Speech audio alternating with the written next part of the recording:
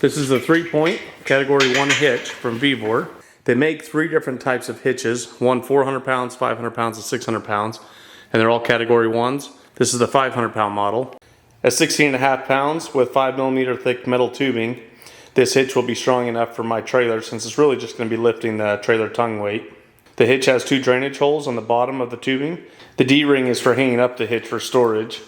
I thought the D-ring looked kind of cheap at first and thought, what can I use this for? And then when I actually read the instructions, I realized it was for hanging up the hitch. This tractor does have a hitch that you can pull that pin out and it'll pull out and you can hook a ball to it.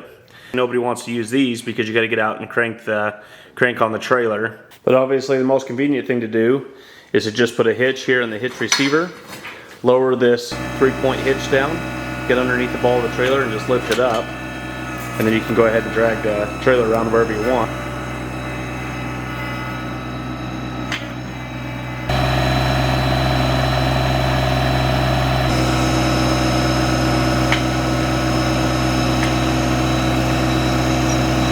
So from time to time I'm going to swap out the ball for a clevis and use a chain to move smaller logs around.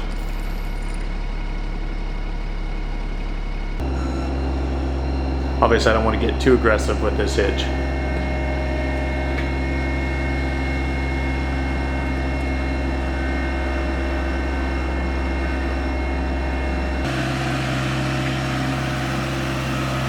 We're so grateful that VEVOR reached out to us and let us review this hitch.